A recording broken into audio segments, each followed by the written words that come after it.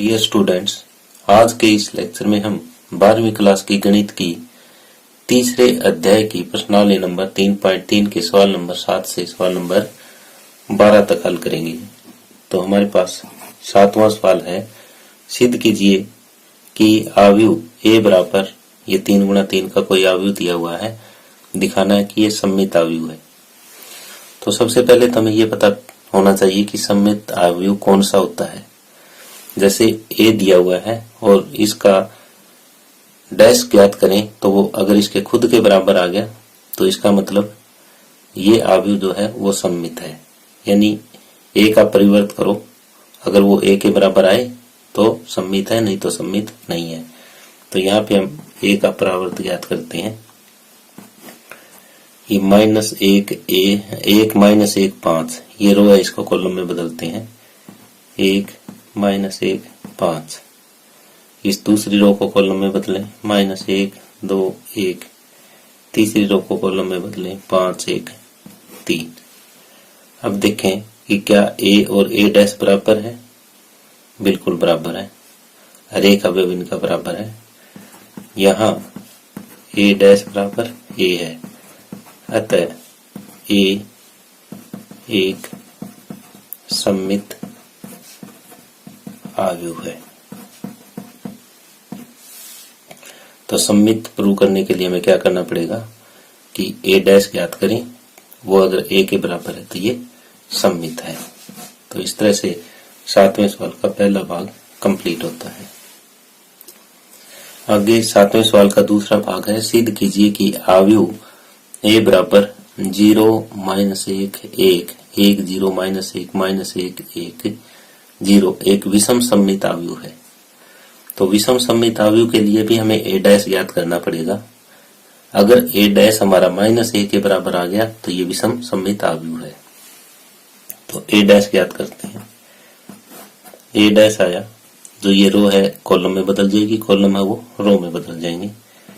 0 1 -1 -1 0 1 1 -1 0।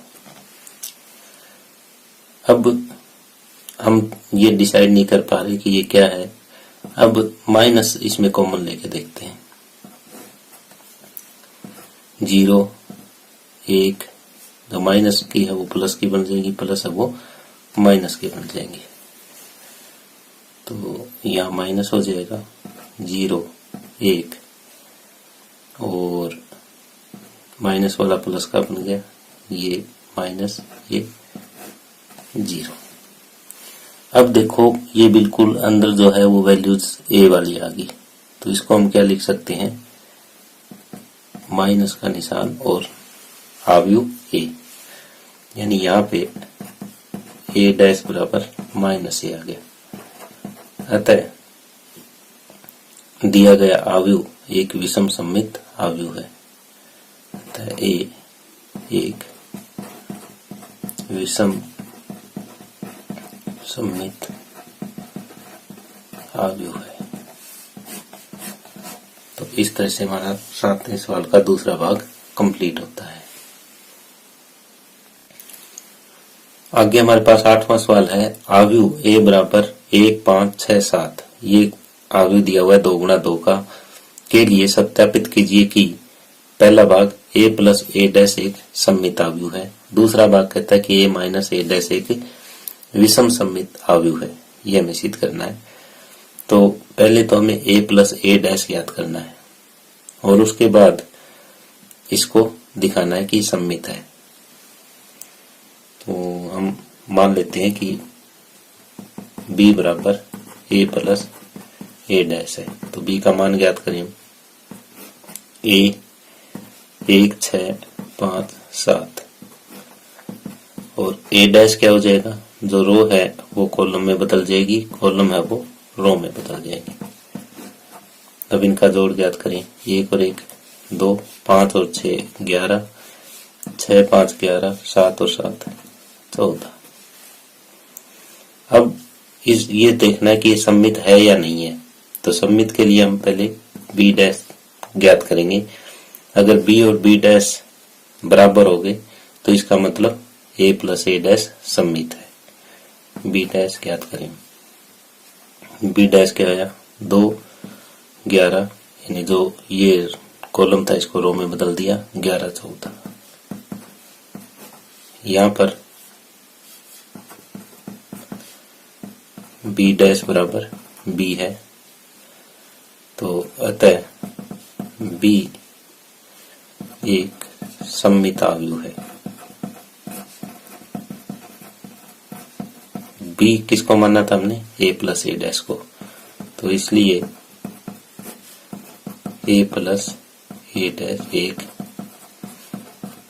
सममित आव्यूह है। तो इस तरह से हमारा ये 8वें सवाल का पहला भाग कंप्लीट होता है। दूसरे में हमें a माइनस ए डैश एक विषम सममित आव्यूह ये दिखाना है। तो मान लेते हैं कि c बराबर a माइनस ए डैश है, तो a माइनस ए डैश हम ज्ञात करेंगे। a है 1 5 6 7 और a डैश का मान 1 6 5 7, तो ये ज्ञात करते हैं। 1 minus 1 0, 5 minus 6 minus 1, 6 minus 5 1, 7 minus 7 0। ये हमारा किसका मान आया, ये c बराबर a माइनस ए डैश का आया, ये c की वैल्यू आ गई। अब इसको हमें दिखाना है कि विषम सममित है। विषम सममित है तो पहले हम c डैश ज्ञात करके देखेंगे। अगर वो माइनस c के बराबर आ गया तो ये विषम सममित है। c डैश ये आया 0 माइनस 1 1 0, माइनस कॉमन लेके देखते हैं। 0 माइनस 1 1 0, और इसको लिख सकते हैं माइनस c। यहाँ c डैश बराबर माइनस c आ गया, यहाँ पे c डैश बराबर माइनस c है, अतः c एक विषम सममित आव्यूह है। c विषम सममित है तो c किसके बराबर माना था, a माइनस ए डैश के बराबर, तो इसलिए a माइनस ए डैश एक विषम सममित आव्यूह है। तो इस तरह से हमारा क्वेश्चन नंबर 8 कंप्लीट होता है।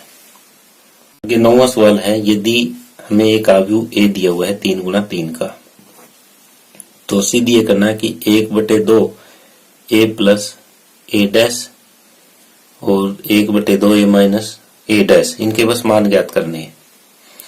तो a हमें दिया हुआ है, a डैश ज्ञात कर लेंगे, फिर दोनों का जोड़ और बटे 2। तो a डैश ज्ञात करें पहले तो हम 0 a b और minus a 0 c minus b minus c 0। a dash के लिए हमने a के सभी जो रो थे उनको कॉलम में बदल दिया, कॉलम थे वो रो में बदल गए। अब हमें ज्ञात करना है a प्लस ए डैश और 1/2। 1/2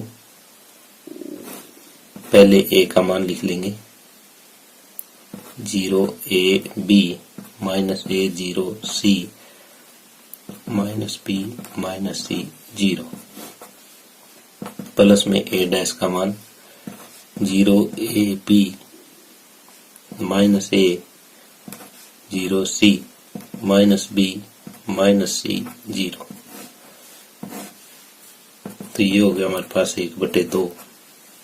0 में 0 जोड़ेंगे 0, ये 0, ये भी 0 0 0 0 और 0 0 0। 1/2 से अंदर गुणा करें तो 0 0 0 0 0 0 0 0 0, यानी 1/2 a प्लस ए डैश हमारे पास 0 मैट्रिक्स आ गई। अब एक भाग और दे रखा है इसमें कि 1/2 a माइनस a डैश ज्ञात करना है। तो 1/2 a माइनस a डैश ये कैसे ज्ञात करेंगे?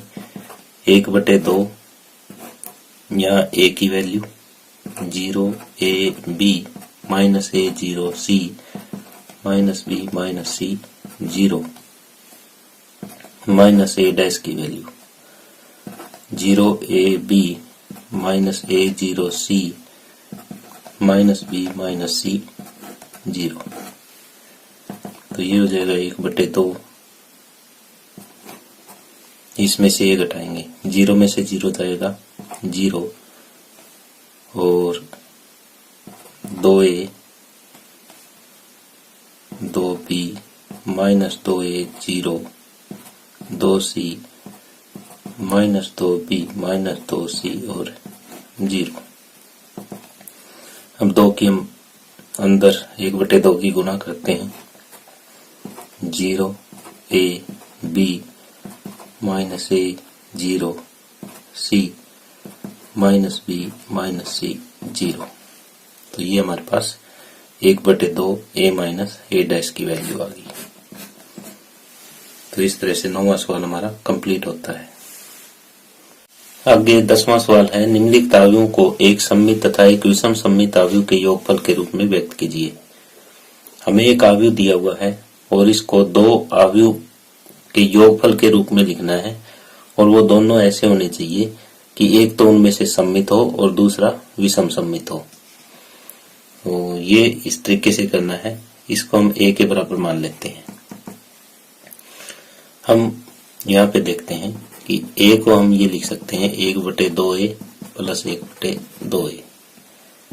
अब 1/2a प्लस 1/2a, इसमें 1/2a डैश हम जोड़ देते हैं और 1/2a डैश हम घटा देते हैं, कोई फर्क नहीं पड़ा। अब पहले 2 में से हम 1/2 कॉमन लेते हैं और दूसरे 2 में से 1/2 कॉमन लेते हैं। तो ये हमने जब इस एक्सरसाइज के 2 प्रमेय किए थे उस टाइम ये सिद्ध किया था कि 1/2a प्लस a डैश जो है वो सममित होता है और ये विषम सममित होता है। a बराबर इसको p इसको q। तो ये तो हमारा p सममित आ जाएगा, q जो है विषम सममित आएगा और ये हम साथ में प्रूव भी करके दिखाएंगे। अब p ज्ञात करें हम पहले। p है 1/2 a plus a dash. 1/2 a की वैल्यू 3 1 5 माइनस 1 और a डैश की 3 5 1 माइनस 1। तो ये हो जाएगा 1/2, 3 और 3 6, 5 और 1 6, 1 और 5 6 माइनस 1 और माइनस 1 माइनस 2। तो ये 3 3 3 माइनस 1। अब चेक करते हैं कि क्या ये सममित है। तो p डैश ज्ञात करें। p डैश जो रो है उसको कॉलम में बदल दें, कॉलम है उसको रो में बदल दें। तो यहाँ पे p और p डैश दोनों बराबर आ गए। यहाँ p डैश बराबर p है, अतः p सममित है। अब दूसरा q ज्ञात करेंगे। 1/2 a माइनस a डैश। तो 1/2 a की वैल्यू हमारे पास 3 5 1 माइनस 1 और a डैश की 3 1 5 माइनस 1। ये हो जाएगा 1/2, 3 में से 3 जाएंगे 0, 5 में से 1 जाएंगे 4, 1 में से 5 जाएंगे -4 और ये 0। तो p की वैल्यू ये आई, 2 से भाग देंगे तो 0 2 -2 और 0। ये q आया हमारे पास। अब q डैश रो को कॉलम में और कॉलम को रो में बदलते हैं। 0 2 -2 0, माइनस कॉमन लेके देखें 0 2 -2 0, ये वापिस माइनस क्यू के बराबर। तो यहाँ क्यू डैश बराबर माइनस क्यू है, तो क्यू एक विषम सममित आव्यूह है। तो ए के बराबर हमारा p प्लस क्यू है। तो ए हमें दिया हुआ था कि 3 5 1 -1, p की वैल्यू आई कितनी 3 3 3 -1 और q की वैल्यू आई थी 0 2 -2 0। तो दिया गया आव्यूह ये ए था, तो इसको हमने एक सममित आव्यूह P में और एक विषम सममित आव्यूह Q के योगफल के रूप में लिखा। तो दोबारा बताते हमने क्या किया, यानी P को हमने इस हिसाब से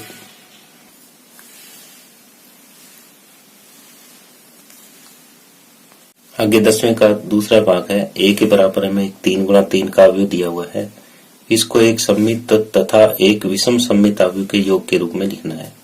ये बिल्कुल 10वें सवाल के पहले पार्ट की तरह ही होगा कि 10वें सवाल के पहले पार्ट में हमने ये माना था कि 1/2 a प्लस a डैश और 1/2 a माइनस a डैश, इसके रूप में हमने तोड़ा था। इसको p माना, इसको q माना। फिर ये दिखाया था कि p एक सममित है और q विषम सममित है। तो पहले हम p ज्ञात करते हैं। p क्या है 1/2 a plus a dash. a की वैल्यू है 6 -2 2 -2 3 -1 2 -1 3 और a डैश की हमें यहाँ से 6 -2 2 -2 3 -1 और -2 3 -1, ये हो जाएगा 2 -1 और 3।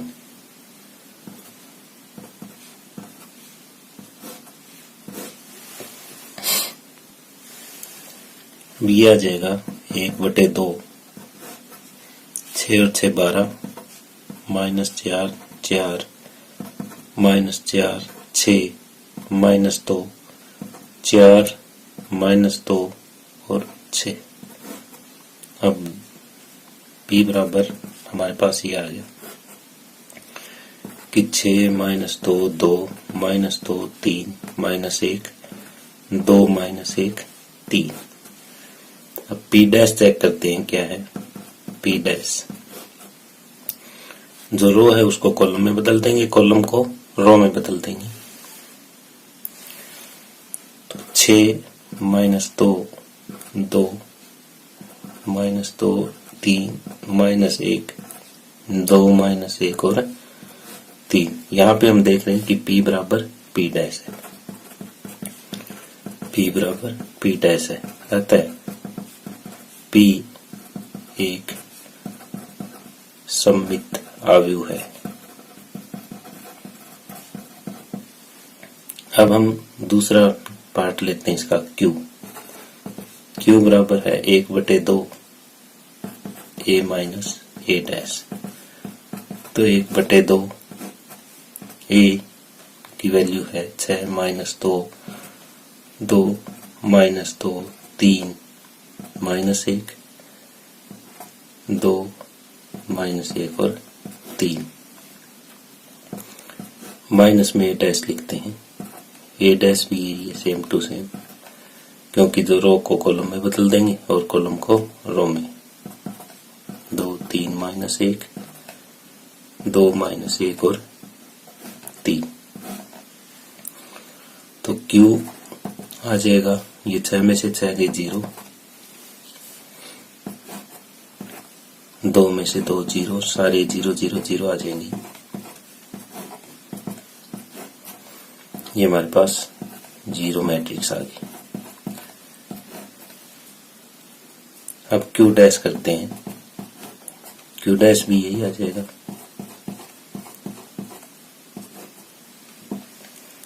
और इसको हम ऐसे भी लिख सकते हैं, माइनस कॉमन लेके भी, और इसको माइनस क्यू लिखा जा सकता है। यहाँ पे क्या हुआ, यहाँ पे क्यू डैश बराबर माइनस क्यू, अतः क्यू एक विषम सममित है। और इसको ए को हमने कैसे लिखा था, ए बराबर पी प्लस क्यू। तो ए की वैल्यू है हमारे पास 6 माइनस 2 2 माइनस 2 3 माइनस 1 2 माइनस 1 और 3। ये आ गई थी पी की value 6 minus 2 2 minus 2 3 minus 1 2 minus 1 3 plus 0 0 0 0 0 0 0 0 0। तो इस तरह से जो हमें ए दिया हुआ था उसको एक तो सममित और एक विषम सममित आव्यूह के योग के रूप में हमने लिख दिया। आगे 10वें सवाल का तीसरा भाग है। हमें एक आव्यूह दिया हुआ है 3 गुणा 3 का, को एक सममित तथा एक विषम सममित आव्यूह के योग के रूप में लिखना है। ये बिल्कुल जैसे पहला भाग और दूसरा भाग था उसी तरह से होगा। हम ए को इस तरीके से लिख सकते हैं कि 1/2 ए प्लस ए डैश 1/2 ए माइनस ए डैश, और 1/2 ए प्लस ए डैश को हम पी मान लेते हैं, 1/2 ए माइनस ए डैश को क्यू मान लेते हैं। पी हमारा सममित सिद्ध कर देंगे और क्यू को विषम सममित सिद्ध कर देंगे। तो पहले हम पी ज्ञात करते हैं, 1/2 ए प्लस ए डैश। तो 1/2 ए है 3 minus 2 minus 4 3 minus 2 minus 5 minus 1 1 2 और A dash 3 3 minus 1 minus 2 minus 2 1 minus 4 minus 5 2। ये आया। अब इनको जोड़ करके हम लिखते हैं कि 1/2 3 और 3 6, 3 में से 2 हो जाएंगे 1 1 और 4 माइनस 5 और 1 माइनस 4 माइनस 4 माइनस 5 माइनस 4 और 4। 1/2 के अंदर गुणा करें तो 3 1/2 minus 5/2 1/2 minus 2 minus 2 minus 5/2 minus 2 और 2। ये है। अब ये आई पी की वैल्यू। अब पी डैश देखते हैं, पी डैश क्या आता है। जो रो है उसको कॉलम में बदल देंगे, कॉलम को रो में बदल देंगे। 3 1/2 minus 5/2 1/2 minus 2 minus 2 minus 5/2 minus 2 और 2। अब देखते हैं जो वैल्यू पी की है वही पी डैश की है। यहाँ पी डैश बराबर पी है, अतः पी सममित है। अब दोबारा से देखें क्यू का मान हमने माना है ए माइनस ए डैश। तो 1/2 ए की वैल्यू लिखें 3 3 minus 1 minus 2 minus 2 1 minus 4 minus 5 2। ए डैश की 3 3 minus 1 minus 2 minus 2 1 minus 4 minus 5 और 2। यानी इसका हमने ट्रांसपोज कर दिया, वो ए डैश की वैल्यू आई। अब पहले में से दूसरा घटाएंगे,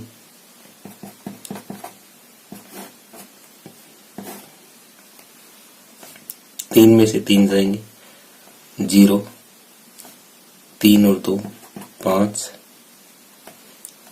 ये हो जाएगा 3, 2 में -3 -5,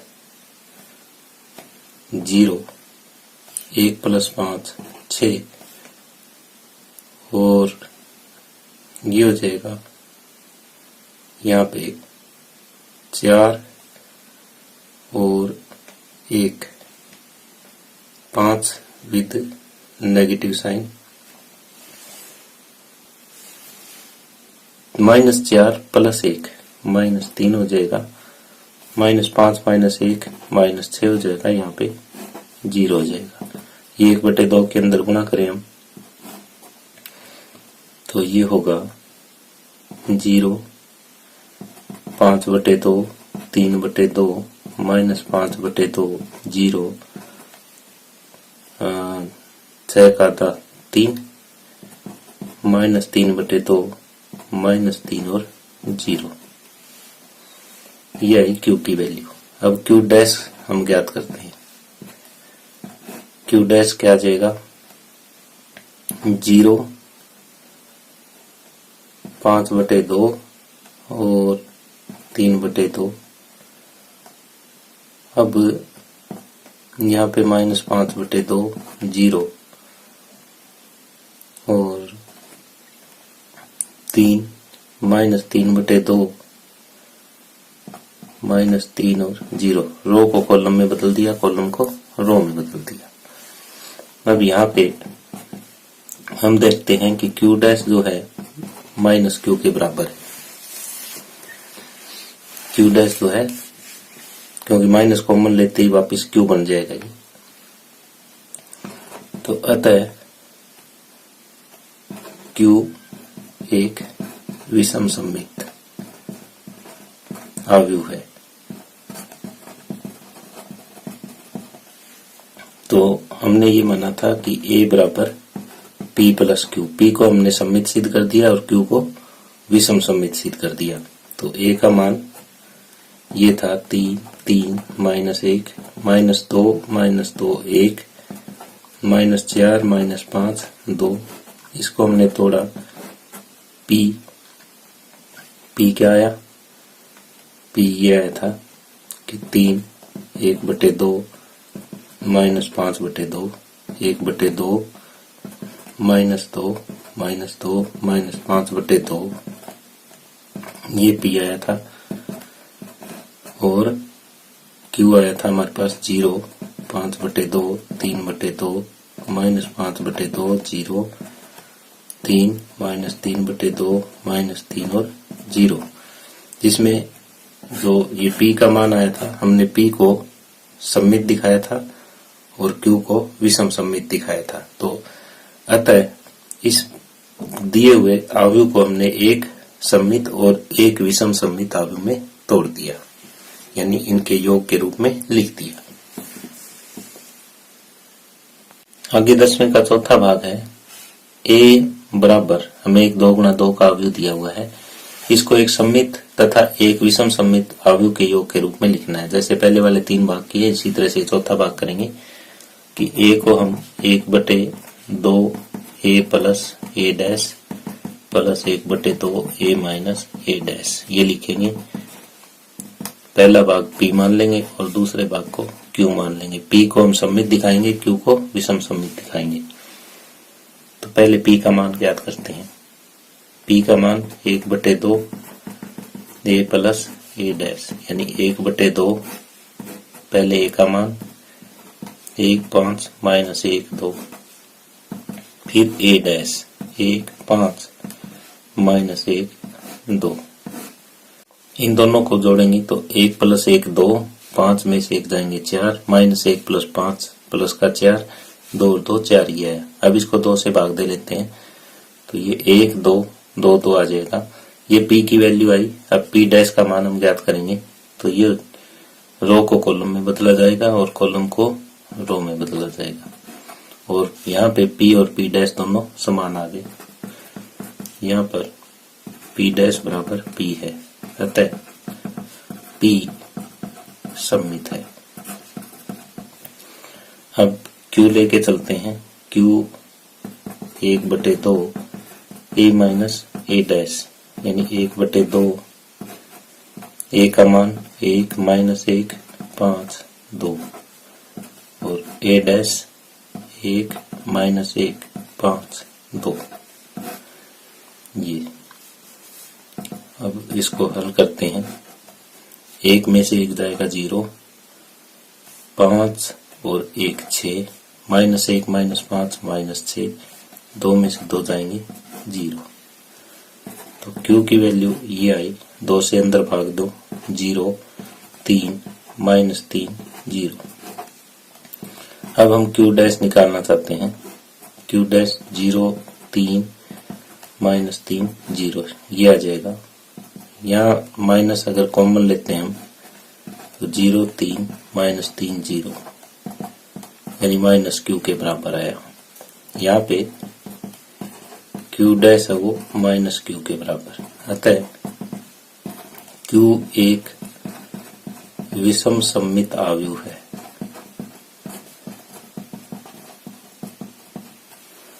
तो A बराबर P प्लस Q, इन दो मैट्रिक्स के जोड़ के रूप में हमने लिखा। P को हमने सिद्ध किया कि ये सममित है और Q को सिद्ध किया था विषम सममित है। तो यहाँ A है हमारे पास 1 5 माइनस 1 2, यहाँ P का मान लिख देंगे हम 1 2 2 2, यहाँ Q का मान लिखेंगे 0 3 माइनस 3 0। तो अतः हम कह सकते हैं कि एक आव्यूह को एक सममित और एक विषम सममित आव्यूह के रूप में हम इस तरह से लिख सकते हैं। अगर इन दोनों को जोड़ोगे तो ये A की वैल्यू ही आएगी। तो इस तरह से हमारा 10वां सवाल कंप्लीट होता है। आगे है प्रश्न 11 व 12 के लिए सही उत्तर चुनिए। यदि A तथा B समान कोटि के आव्यूह है तो AB माइनस BA क्या होगा? एक विषम सममित आव्यूह, एक सममित आव्यूह, एक शून्य आव्यूह, एक तत्समक आव्यूह। तो हमें ये ज्ञात करना है कि AB माइनस BA क्या होगा। AB माइनस BA, इसका डैश करके देखते हैं क्या आता है। तो ये हो जाएगा AB dash minus BA dash. AB dash को हम क्या लिख सकते हैं? B डैश A डैश, और ये A डैश B डैश आ जाएगा। अब A तथा B समान कोटि के सममित आव्यूह हमें दिए हुए हैं। तो सममित आव्यूह का मतलब ये है कि A डैश बराबर A और B डैश बराबर B होता है। तो A डैश के बराबर A और B डैश के बराबर B लिखते हैं। तो ये हो जाएगा BA माइनस AB। अब इनमें से माइनस हम कॉमन लें तो ये हो जाएगा माइनस BA प्लस AB, और माइनस इसको लिख सकते हैं हम AB माइनस BA, क्योंकि यहाँ पे कम्यूटेटिव प्रॉपर्टी होल्ड हुई और जो हम लेके चले थे उसका डैश उसके माइनस के बराबर आ गया। तो यहाँ पे ये विषम सममित आव्यूह हुआ। यहाँ पे AB माइनस BA का dash minus AB minus BA इसके बराबर आ गया। अतः AB माइनस BA एक विषम सममित आव्यूह है।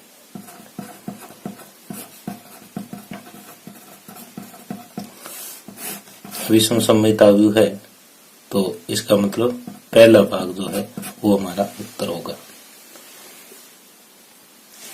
आगे 12वां सवाल है कि यदि A बराबर cos alpha minus sine alpha और कोस अल्फा दिया हुआ है, साथ में a प्लस a डैश बराबर i भी दिया है, यानी आइडेंटिटी मैट्रिक्स। तो अल्फा का मान ज्ञात करें। तो हमें a प्लस a डैश बराबर i दिया है। a की वैल्यू लिखेंगे यहाँ पे cos alpha sin alpha minus sin alpha cos alpha, और a डैश ये हो जाएगा cos alpha minus sin alpha sin alpha cos alpha, और बराबर में 1 0 0 1 ये दिया हुआ है। अब इन दोनों को जोड़ते हैं, cos alpha plus cos alpha 2 cos alpha, sin alpha minus sin alpha 0, sin alpha minus sin alpha 0, और ये 2 cos अल्फा, ये हो जाएगा 1 0 0 1।